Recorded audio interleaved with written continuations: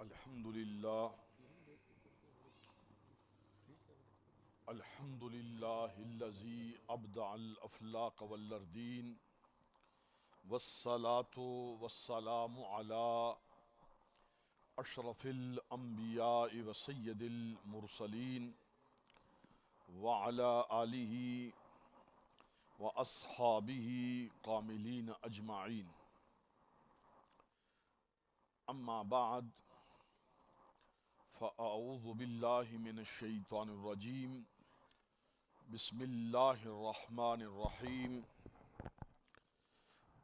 قل لا أسألكم عليه أجرا إلا المودة في القربى. صدق الله مولانا العظيم وبلغنا رسوله النبي الكريم الأمين ونحن على ذلك لمن الشاهدين والشاكرين والمطمئنين والموقنين والحمد لله رب العالمين. إن الله وملائكته يصلون على النبي يا أيها الذين آمنوا صلوا عليه وسلموا تسليما. اللهم صل على محمد وعلى آل محمد وبارك وسلم. الصلاة والسلام عليك يا سيدي يا رسول الله وعلى آلك وأصحابك سيدي يا حبيب الله. حمد و ثنا، درود و سلام بر آقا خیر الانام، ساقی کوثر، شافع محشر، آقا دو جہاں، شفیع مجرماں، حامی بے قسام، ماہ خوباں، شہنشاہ حسینہ، سرخیل لالا رخاں، نیر تاباں، تتمہ دوراں، آقائی و مولائی سیدی و مرشدی حضرت جناب محمد الرسول اللہ صلی اللہ تعالی علیہ وعلا آلہ وبارک وسلم. حضور سراپہ نور، آپ کے دربار فیض گنجور میں اپنی محبتوں اور عقیدتوں کا نذرانہ پیش کرنے کے بعد نہایتی عزت و احترام، شرف اور مجد کے لائق عالی مرتبت، عالی قدر پیر طریقت، رہبر شریعت حضرت قبلہ پیر سید سلطان شاہ صاحب کاظمی دامت برکاتہم القدسیہ، حضرت قبلہ صاحبزادہ پیر سید نعمان حسین شاہ صاحب جماعتی، حضرت علامہ مولانا حافظ محمد شفیق جماعتی صاحب، دیگر صاحبان علم، نہایتی عزت و احترام کے لائق بزرگوں اور میری عزت و احترام کے لائق بہنوں، بیٹیوں، آج کی یہ محفل نور، محفل مقدس، پاکیزہ تقریب، نواسہ رسول، جگر گوشہ بطول، امام امن و امان حضرت سیدنا امام حسن مجتبیٰ، جو خاتم الخلفاء و خامس الخلفاء، آپ خلیفہ راشد ہیں، خلافت راشدہ آپ پر ختم ہوئی ہے. حضرت سیدنا امام حسن مجتبیٰ کی یاد میں آپ کی بارگاہ میں اپنی محبتوں اور عقیدتوں کا نذرانہ پیش کرنے کے لیے لیسٹر میں یہ محفل منعقد ہے. گرامی قدر حضرات، حضرت سیدہ طیبہ طاہرہ خاتون جنت، ملکہ فردوس بریں، شہزادی کونین، سیدہ فاطمۃ الزہراء صلوات اللہ وسلام اللہ علیہا ورضی اللہ تعالی عنہا، اللہ جل جلالہ نے سب سے پہلے حضرت مولا مرتضیٰ اور سیدہ زہرا کے گھر میں جو خوشی عطا کی ہے، اس پہلی اہل بیت کی خوشی کا نام حسن ہے.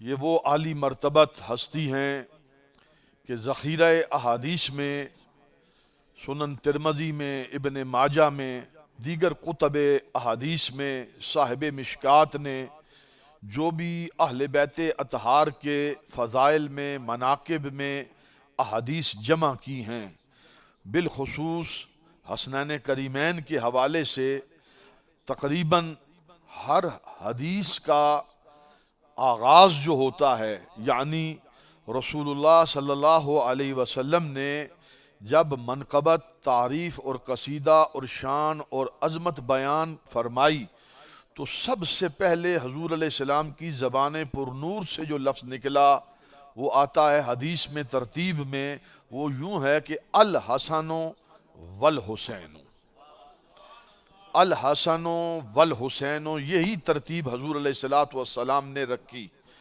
یعنی ہر فضیلت، ہر منقبت، ہر مقام و رتبہ جو امام عرش مقام امام سیدنا امام حسین کا ہے، وہی مقام و مرتبہ اللہ تعالیٰ نے رسول اللہ صلی اللہ علیہ وسلم کی زبان مبارکہ سے حضرت امام حسن کو بھی عطا فرمایا ہے. اس لیے امام حسن کے القابات میں سے ایک مشہور لقب مجتبیٰ ہے. جب بھی ہم امام حسن کا نام لیتے ہیں تو کہتے ہیں امام حسن مجتبیٰ. حضور علیہ السلام کے القابات میں سے ایک مصطفیٰ ہے، حضرت سیدنا علی کے لیے ہے مرتضیٰ، اور جناب امام حسن کے لیے لقب ہے مجتبیٰ. تینوں ہم معنی ہیں، یعنی پسندیدگی کے معنی بھی ہیں اور چنیدگی کے معنی بھی ہیں، یعنی چنے ہوئے اور منتخب. حضور علیہ السلام نے ان کے لیے خاص طور پر وہ احادیث مبارکہ جو آپ عام طور پر اہل علم سے سنتے ہیں کہ حضور حالت سجدہ میں ہیں، حضور حالت منبر پر جلوہ گر ہیں، خطاب فرما رہے ہیں، یا حالت سجدہ نماز میں ہیں، تو اس وقت جو شہزادوں کی آمد کی جو روایات ہیں کہ حضور کی پشت پر جلوہ گر ہو گئے، حضور علیہ السلام منبر پر تشریف فرما ہیں، تو وہ روایات دو طرح سے آتی ہیں. ایک منظر نامہ کچھ یوں ہے کہ اکٹھے دونوں شہزادے جلوہ گر ہو رہے ہیں، یعنی حسن بھی آ رہے ہیں اور حسین بھی آ رہے ہیں. ایک روایات کا یہ جہت ہے. دوسری روایت کا یہ جہت ہے کہ تنہا جناب سیدنا امام حسن مجتبیٰ کو حضور علیہ السلام نے کندھوں پر بھی سوار فرمایا.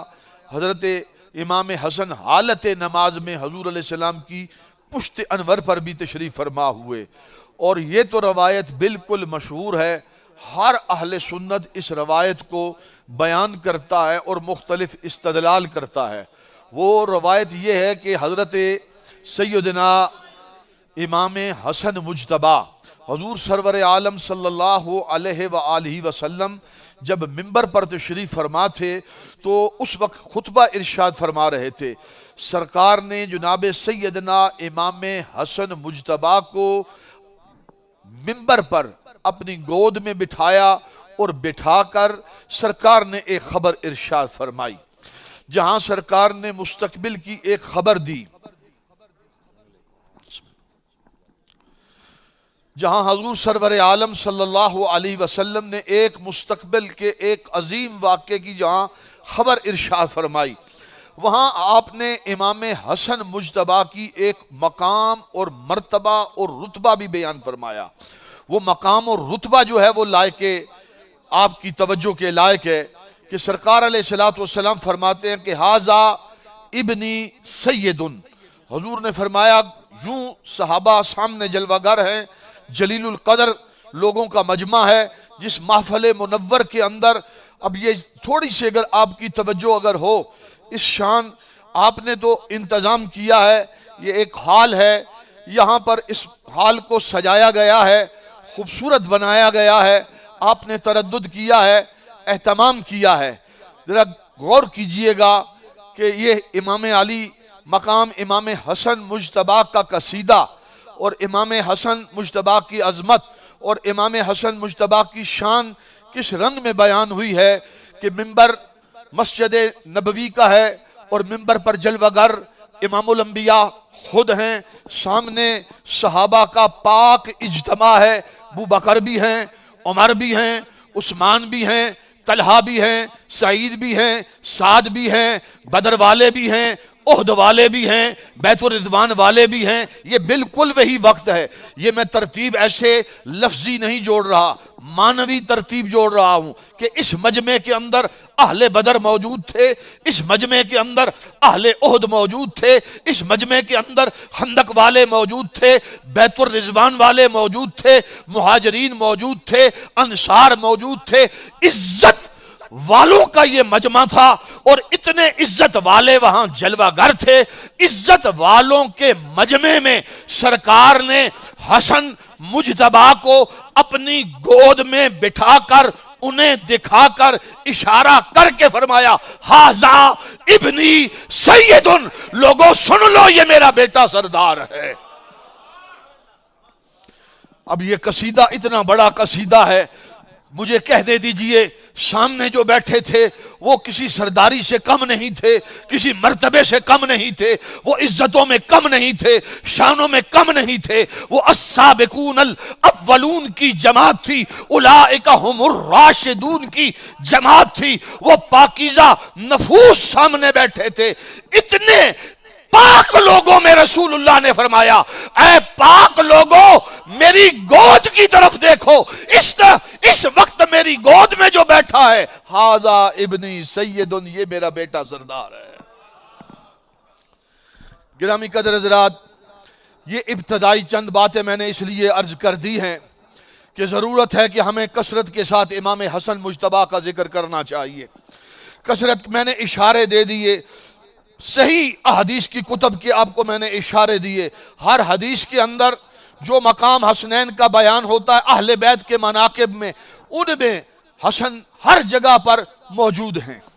قرآن کی وہ آیات جن سے آپ اہل علم استدلال کرتے ہیں مناقب اہل بیت کا، مثلا فَقُلْ تَعَالَوْا نَدْعُ أَبْنَاءَنَا، آیت مباہلہ ہے، آیت مباہلہ کے اندر جناب امام حسن موجود ہیں۔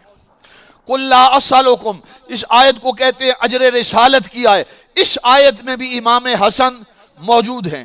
آیہ تطہیر انما یرید اللہ لیذھب عنکم الرجس، اس آیہ تطہیر کے اندر بھی امام حسن موجود ہیں۔ آیہ طعام ہے وَيُطْعِمُونَ الطُّعَامَ، اس آیہ طعام کے اندر بھی امام حسن موجود ہیں۔ پھر سورہ کوثر الکوثر کے اندر جہاں سیدہ طیبہ موجود ہیں وہاں حسن بھی موجود ہیں، حسین بھی موجود ہیں۔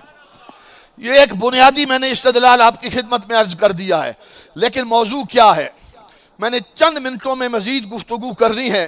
سید السعادات حضرت قبلہ پیر سید الطاف حسین شاہ صاحب کاظمی، پاکستان، عرب و عجم، یورپ کے نامور مشہور ثنا خان ہیں، عاشق رسول ہیں اور اولاد بطول ہیں۔ میں آپ کو خوش آمدید کہتا ہوں، اور شاہ صاحب کی توجہ میں چاہوں گا کہ میرا جو موضوع ہے، یہ تو ابتدائی میں نے گفتگو کی، موضوع یہ ہے کہ یہ شہزادہ رسول سیدنا امام حسن مجتبیٰ مظلوم ہیں۔ آپ کہیں گے تو مظلوم تو سارے ہی سادات ہیں، ہر سید مظلوم ہے۔ ان کی مظلومیت، خاندان رسالت کی مظلومیت کی جو داستان ہے، انہیں ہر دور میں بے دردی سے قتل کیا گیا، انہیں تڑپایا گیا، انہیں ستایا گیا، انہیں زہر دیے گئے، انہیں جیلوں میں، قید خانوں میں، زندانوں میں ڈالا گیا، انہیں ملک بدر کیا گیا۔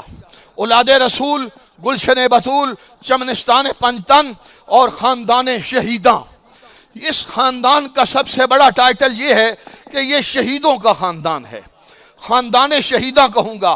آپ جانتے ہیں میرے پاس ایک طویل فہرست ہے، پہلے میں اس کا تھوڑا سا آپ کے سامنے، یعنی یہ تعداد جو ہے یہ کم از کم میری معلومات کے مطابق 1600 سے زیادہ کی تعداد ہے، لیکن میں ان میں سے چند کا صرف آپ کے سامنے نمونہ رکھنا چاہتا ہوں کہ اس خاندان کی قربانیاں کتنی ہیں۔ لیکن یہ ذہن میں رکھیے ہم اہل سنت و جماعت ہیں، سنی العقیدہ ہیں، حنفی ہیں، ماتریدی ہیں، ہمارا منہج، ہمارا مسلک اہل سنت و جماعت ہے۔ ہمارے پاس کوئی ایسا کسی کا حوالہ موجود نہیں ہے، اور نہ ہم کوئی ایسا حوالہ رکھنا چاہتے ہیں، اور نہ ہی کسی ناپاک کا کوئی ذکر کرنا چاہتے ہیں۔ بات آپ کو سمجھ میں آئی ہے؟ بالکل وہی باتیں عرض کروں گا جو آپ نے سن رکھی ہوں گی، صرف توجہ چاہتا ہوں۔ یہ خاندان ہے خاندان شہیداں، اس خاندان کے شہیدوں میں ایک پہلا فرد ہے جس کا نام حضرت جناب سیدنا جعفر ہے۔ جعفر ہے، جعفر تیار ہے، یہ حضرت ابو طالب کا لخت جگر ہے۔ مولا علی المرتضیٰ شیر خدا کے بڑے بھائی ہیں، 10 سال کا یہ فرق ہے۔ اب حضرت مولا علی المرتضیٰ دوسرے اس خاندان کے کہیے شہید ہیں، پہلے جعفر ہیں، پھر علی المرتضیٰ شہید ہیں۔ اب آگے آ جائیے، حضرت علی المرتضیٰ کے ساتھ جعفر کے ساتھ مسلم بن عقیل، مسلم بن عقیل خود شہید ہیں، مسلم بن عقیل کے بیٹے یہ بھی شہید ہیں، مسلم بن عقیل کے دونوں بیٹے یہ بھی شہید ہیں۔ اور پھر آ جائیے حضرت علی المرتضیٰ خود شہید، آپ کے بیٹے حسن شہید، آپ کے بیٹے حسین شہید، حضرت علی المرتضیٰ کے ان حسنین کے علاوہ حضرت عباس علمدار شہید، ان کے علاوہ 8 بیٹے حضرت علی کے کربلا کے اندر شہید ہوئے۔ اب ذرا اندازہ لگائیے گا، یہ خاندان شہیدہ ہے۔ اور پھر اب آ جائیے امام حسن پر ہی آتے ہیں۔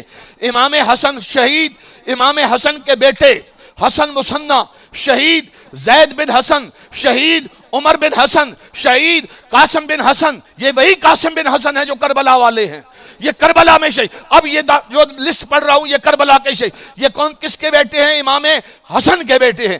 عمر بن حسن شہید، قاسم بن حسن شہید، ابو بکر بن حسن شہید، عبد الرحمن بن حسن شہید، حسین بن حسن شہید، طلحہ بن حسن شہید۔ یہ پہلی پیڑھی ہے۔ یہ کون سی پیڑھی ہے؟ یہ پہلی پیڑھی ہے۔ اب اگلی پیڑھی میں آ جائیے، محمد بن حسن مثنیٰ، اس حسن مثنیٰ کے پھر بیٹے محمد بن حسن مثنیٰ، یہ محمد بن حسن مثنیٰ شہید۔ پھر آگے آ جائیے عبداللہ محض، میں نے ان کے مزار پر انوار پر عراق میں حاضری دی ہے، عبداللہ محض بن حسن مثنیٰ یہ بھی شہید۔ پھر آگے آ جائیے حسن مثلث، حسن مثلث، چونکہ ان کے ناموں میں 3 دفعہ حسن آتا ہے اس لیے ان کا نام ہے حسن مثلث، یہ بھی شہید۔ ابراہیم بن حسن شہید، جعفر بن حسن شہید، داؤد بن حسن شہید۔ اب آ جائیے خاندان شہیداں کا دوسرا سرخیل، وہ ہے امام عرش مقام، امام علی مقام، امام حسین۔ خود امام حسین شہید، علی اکبر شہید، علی اوسط شہید، علی اصغر شہید، امام باقر شہید، امام زید بن علی شہید، امام اسماعیل شہید، امام ابراہیم شہید، جعفر صادق شہید، موسیٰ کاظم شہید، اور رضا شہید، امام نقی شہید، امام تقی شہید، امام حسن عسکری شہید۔ یہ تو میں نام پڑھ رہا ہوں۔ اب جیسے کیسے شہید کیا گیا، کس طرح انہیں شہید کیا گیا، وہ اتنی درد بری داستان ہے جس کا ایک نمونہ آپ کے سامنے رکھتا ہوں۔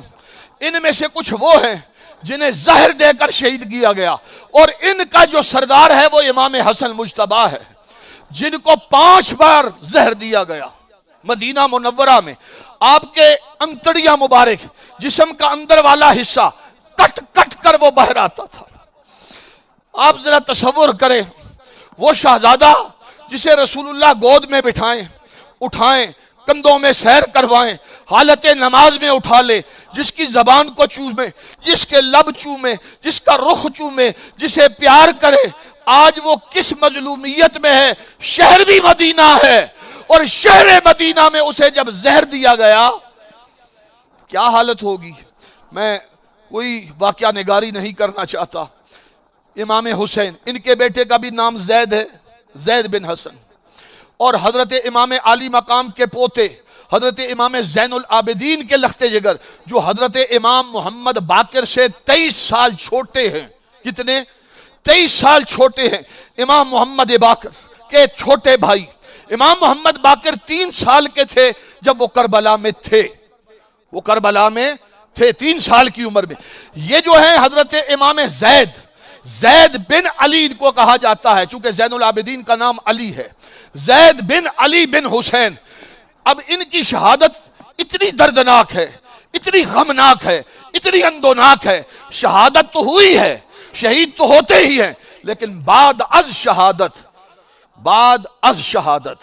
جو حضرت سید الشہداء سیدنا امیر حمزہ کے ساتھ کیا گیا، وہاں جو منظرنامہ نظر آتا ہے، یا کربلا کا جو منظرنامہ نظر آتا ہے، دیکھیے گرامی قدر حضرات، یہ بازار کوفہ ہے، یہ شہر کوفہ ہے۔ کوفے کے بازار کے اندر 4 سال تک، کتنے؟ 4 سال تک اس امام زید بن علی بن حسین کی لاش لٹکتی رہی ہے۔ اور یہ ہیں کون؟ زین العابدین کے بیٹے ہیں، اور امام محمد باقر نے ان کے بارے میں کہا ہے میرا بھائی زید سر کے بالوں کی چوٹی سے لے کر پاؤں کے ناخنوں تک یہ ایمان سے بھی بھرا ہوا ہے، علم سے بھی بھرا ہوا ہے۔ جس کے تقوی کا حال یہ ہے، خود فرماتے ہیں کہ یہ میرا ہاتھ اور یہ میرا ہاتھ، جس دن مجھے معرفت و تمیز حاصل ہو گئی کہ یہ ہاتھ سیدھا ہے اور یہ ہاتھ الٹا ہے، یہ بایاں ہاتھ ہے، فرماتے ہیں جس دن مجھے یہ تمیز ہوئی اس دن سے لے کر آج تک حشام بن عبد الملک کے دربار میں کھڑے ہو کر کہا کہ اے حشام، جس دن مجھے یہ معرفت ہوئی تھی کہ یہ ہاتھ دایاں ہے یہ ہاتھ بایاں ہے، اس دن سے لے کر آج تک میری زبان سے کبھی جھوٹ نہیں نکلا ہے۔ آپ اندازہ لگائیے، آپ کہیں گے میں نے یہ اشارے اس لیے کر رہا ہوں کہ یہ شاید نکل کھڑے ہوتے تھے، وقت کے حکمرانوں سے ٹکرا جاتے تھے۔ جناب ایسی بات نہیں ہے، فقط یہ نہیں ہے، یہ علم کے خزینے تھے، یہ ہیرے تھے، یہ رسول اللہ صلی اللہ علیہ وسلم کے علم کے وارث تھے، یہ باب مدینۃ العلم کے بیٹے تھے۔ ان کے اندر حضرت، اب دیکھیے نا، غیر معمولی بات عرض کرنے لگا ہوں، امام اعظم ابو حنیفہ کتنا بلند، کتنا بڑا آدمی ہے امام اعظم ابو حنیفہ، 4 برے اعظم ان کی تقلید میں ہیں۔ امام اعظم ابو حنیفہ، یہ امام اعظم ابو حنیفہ حضرت امام زید کے مرید ہیں، سفیان ثوری مرید ہیں، امام اعمش مرید ہیں، ابراہیم نحوی مرید ہیں، یعنی جلیل القدر لوگ جو اپنے وقت کے سراج الامہ ہوئے ہیں اور فقہ کے امام ہوئے ہیں، وہ اس ہستی کے مرید ہیں، اور ان کے پیر کی لاش 4 سال تک کوفے میں لٹکتی رہی۔ میں کیا سناؤں آپ کو خاندان مظلومہ، خاندان شہیدہ کی داستان، چند منٹوں میں بات کو ختم کرتا ہوں۔ اذیت یوں بھی ہوتی ہے، تلواریں چلیں، نیزے مارے جائیں، برچیاں برسائی جائیں، زہر دیے جائیں، جسم ستایا جاتا ہے، تڑپایا جاتا ہے، لیکن بات یہاں تک نہیں ہے، بات اس سے بھی آگے ہے۔ زخم تلواروں کے مندمل ہو جاتے ہیں، شہادت ہو جاتی ہے، بندہ وہ رتبہ پا لیتا ہے، وہ منظرنامہ کچھ اور ہے، لیکن ایک ہے مسلسل کنٹینیو تسلسل کے ساتھ ستایا جانا، تڑپایا جانا، کردار کشی کرنا، داغ لگانا، تہمت لگانا، بہتان لگانا، الزام لگانا، سیرت بگاڑنا، کردار بگاڑنا، یہ سب سے زیادہ زہریلا پن ہے، سب سے۔ اور یہ واردات کب کب ہوئی ہے قرآن بیان کرتا ہے، آپ دیکھ لیجئے گا، آپ سورہ لہب کو پڑھیے، تبت یدا ابی لہب، اس کا پس منظر دیکھیے، والضحیٰ واللیل اذا سجا ما ودعک ربک وما قلی، رب کو یہ کہنا پڑ رہا ہے ما ودعک ربک وما قلی، محبوب یہ کہہ رہے ہیں کہ محمد کو اس کے رب نے ہمیشہ کے لیے چھوڑ دیا۔ رب نے جواب دیا ما ودعک ربک وما قلی، یہ ہمیشگی کی بات کرتے، ما ودعک پیارے ہم نے ایک لحظے کے لیے بھی آپ کو نہیں چھوڑا۔ یہ ایک انداز ہے۔ گرامی قدر حضرات، اس سے آگے آ جائیے، میں بہت ساری صورتیں، سورہ کوثر کا بھی یہی پس منظر ہے، ان شانئک ھو الابتر، یہ کون سا وار ہے، یہ کون سی واردات ہے، یہ اذیت ہے دل کی، یہاں کی اذیت ہے، کہنا کہ یہ بے اولاد ہے، یہ یہاں لگتی ہے بات، محمد کو اس کے رب نے چھوڑ دیا، یہاں لگتی ہے بات، بس سمجھ میں آ رہی ہے آپ کو؟ یہ معاملہ ہوا ہے اولاد رسول سے بھی اور اولاد رسول۔ آج آپ دیکھ رہے ہیں سادات کو تڑپایا جا رہا ہے، ستایا جا رہا ہے، وہ بار بار کہہ رہے ہیں ہم قائل ہیں، سیدنا ابو بکر صدیق رضی اللہ تعالیٰ عنہ کی افضلیت کے قائل ہیں، ہم انہیں امام برحق مانتے ہیں، ہم انہیں خلیفہ بلا فصل مانتے ہیں، ہم ان کی صداقت، وہ تاجدار صداقت ہے، وہ حضرت جناب سیدنا عمر تاجدار عدالت ہے، بار بار کہہ رہے ہیں، ہم کہہ رہے ہیں ہماری زبانیں جل جائیں، ہم خاک ہو جائیں کہ ہماری زبانوں سے نبی کے کسی صحابی کی گستاخی ہو، لیکن تیر برسائے جا رہے ہیں۔ بات لمبی ہو رہی ہے اور موضوع میرا، میں وہاں پہنچ نہیں رہا، صرف میں اب اشارہ کر کے اور ایک دلیل دے کر بات کو ختم کر دوں۔ کیا ہے موضوع؟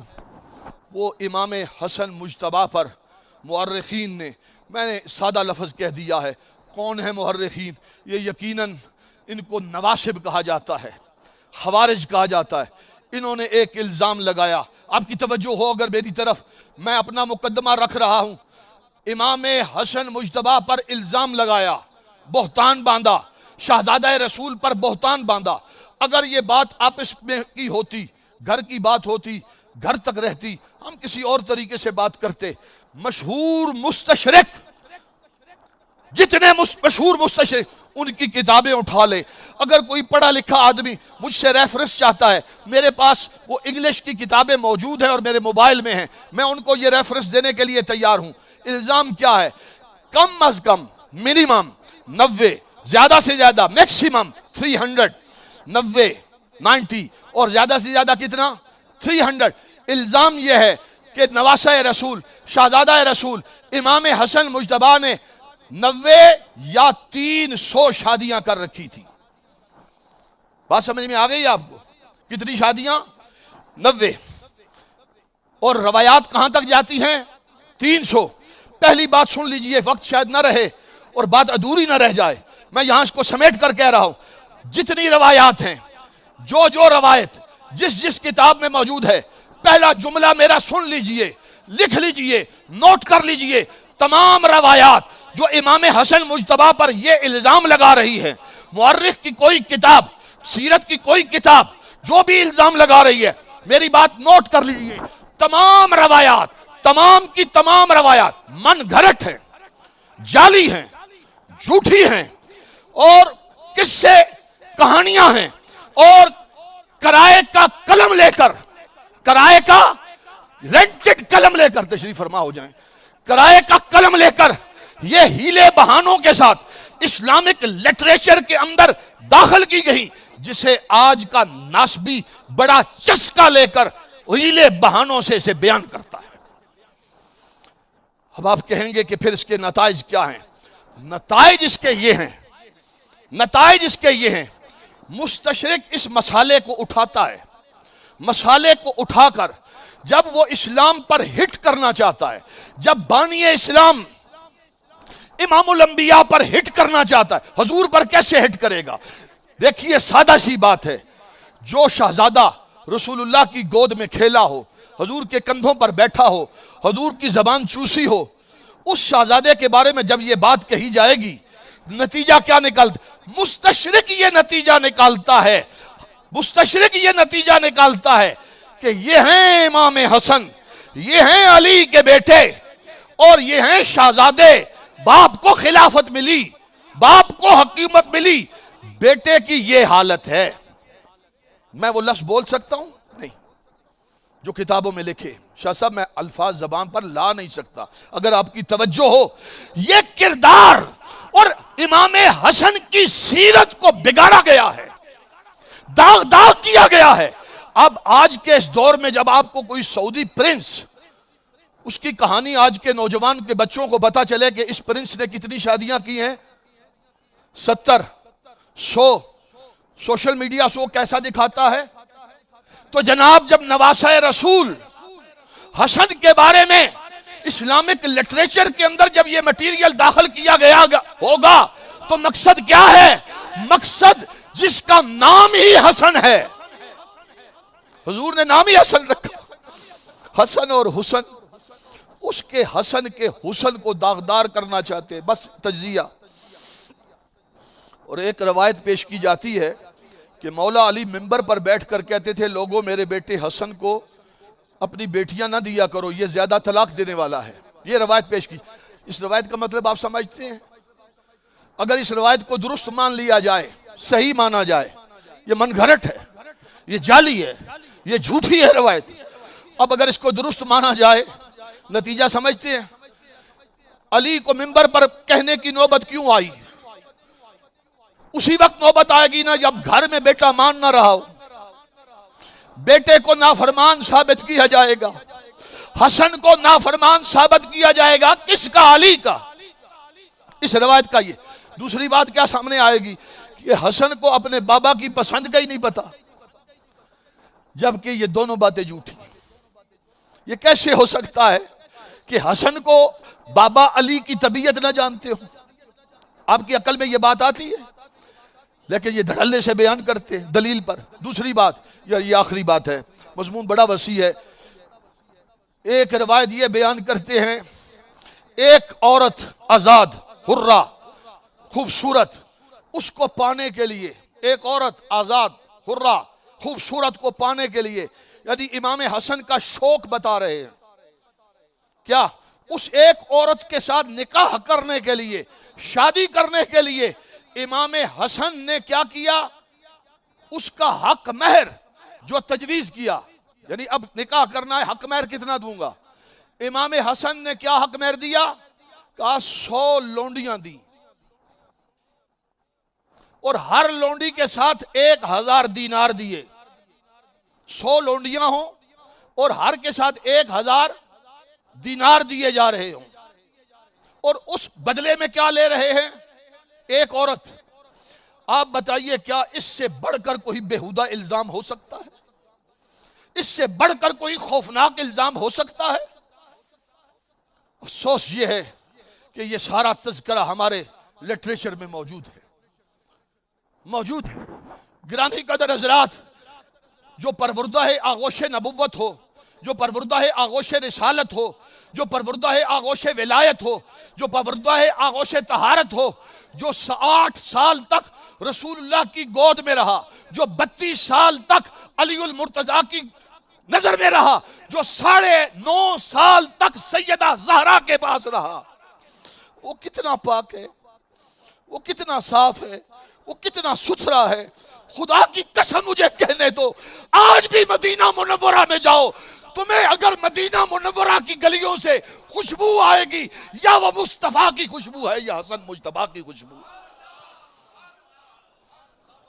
وہ اتنا پاک ہے، اتنا صاف ہے، اتنا ستھرا ہے، جس کی ماں زہرا بطور ہے۔ لیکن مجھے شرمندگی ہو رہی ہے، آج سید کہتے ہیں کہ ہمارے ساتھ زیادتی ہو رہی ہے۔ میں نے کہا وہ سید کھرا ہے، وہ سید خالص ہے جسے مصیبت میں ڈالا جائے گا۔ اس کے کھرے ہونے کی دلیل یہی ہے، اس کے پرکھے جانے کی دلیل یہی ہے، اسے مصیبت میں ڈالا جائے گا۔ یہ بھی آپ کا ورثہ ہے، یہ حسن کی سنت ہے، یہ حسین کا دیا ہوا ورثہ ہے، جو نسل در نسل، نسل در نسل۔ میں نے آپ کی خدمت میں لفظ بولا تھا 1600، یہ نون پرسن ہیں، خدا جانے اور کتنے ہوں گے۔ 1600 کو تاریخ نے محفوظ کر لیا ہے، ان کے شجروں کے ساتھ، جن کو ذبح کیا گیا، قتل کیا گیا، جیلوں میں ڈالا گیا۔ یہ ہے سیدوں کی داستان۔